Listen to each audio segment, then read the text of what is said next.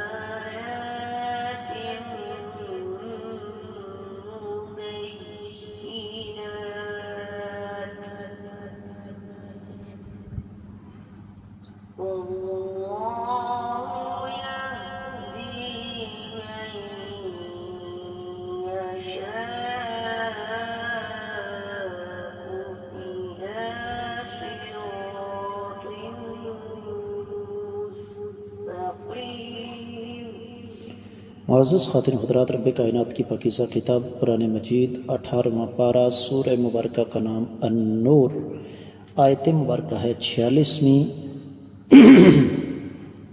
رب کائنات ارشاد فرماتے ہیں، لقد یقینی طور پر انزلنا ہم نازل کر چکے ہیں، آیات مبارکات مبینات جو ایک ایک چیز کو واضح کرنے والی ہیں، بذات خود بھی واضح ہیں۔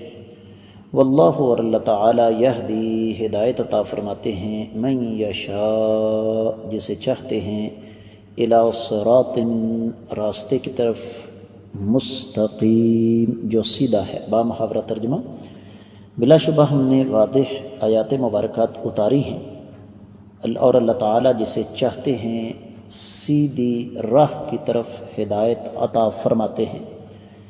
امام ابن کثیر رحمۃ اللہ علیہ نے اس آیت مبارکہ کی تفسیر میں چند لیکن انتہائی قیمتی الفاظ ارشاد فرماتے ہیں، یقرر تعالی انہ انزل فی ھذا القرآن من الحکم والامثال البینۃ المحکمۃ کثیرا جدا۔ رب کائنات اس بات کا اعلان فرما رہے ہیں کہ رب کائنات نے اس قرآن میں حکمتیں اور مثالیں نازل فرمائی ہیں جو بالکل واضح ہیں اور بہت زیادہ ہیں، اور اللہ تعالیٰ دعوت دیتے ہیں کہ آپ لوگ اس قرآن کو سمجھیں اور اس پر غور و فکر کریں اور بصیرت حاصل کریں۔ تفسیر ابن کثیر میں اس آیت مبارکہ کے حوالے سے جو کچھ بیان ہوا وہ اتنا ہی۔ دیگر کتب تفسیر کا اگر ہم جائزہ لیں تو اہل علم نے اس حوالے سے بہت کچھ بیان فرمایا، لیکن چونکہ ہم تفصیلات کو ایک طرف رکھتے ہوئے اختصار کے تقاضوں کے پیش نظر صرف ضروری امور آپ کے سامنے رکھنے کے پابند ہیں، اس لیے میں معمول کے مطابق تفصیلات کو نظر انداز کروں گا اور معمول کے مطابق صرف اور صرف چند ضروری باتیں ہی آپ کے سامنے رکھوں گا۔ مثال کے طور پر اہل علم نے یہ لکھا، خاص طور پر امام ابن جریر، امام الوسی، ابن عاشور وغیرہ نے، مادی قریب میں امام سعدی فرماتے ہیں کہ امام ابن عطیہ کے بقول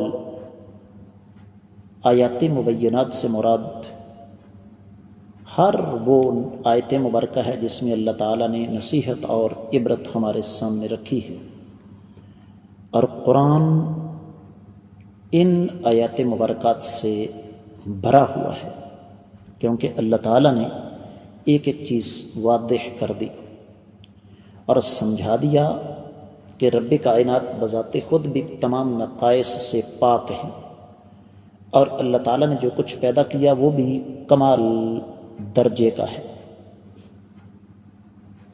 یہ دراصل ایک مناسبت ذکر کی، خاص طور پر امام بخاری نے نظم الدرر میں، کہ اس قرآن میں ہر وہ چیز موجود ہے جس کی انسانیت کو ضرورت ہے۔ اب آگے لوگ دو قسم کے ہیں، کچھ ایسے لوگ ہیں، ایک طبقہ ایسا کہ جس نے اس قرآن کو اس کے مزاج کے مطابق لیا اور ہمیشہ اللہ تعالیٰ سے وہ طبقہ دعا کرتا ہے کہ الہ العالمین ہمیں صراط مستقیم پر قائم رکھنا۔ اور یہاں سے ایک اور بات بھی تربیتی حوالے سے امام سعدی رحمہ اللہ نے بیان فرمائی ہے۔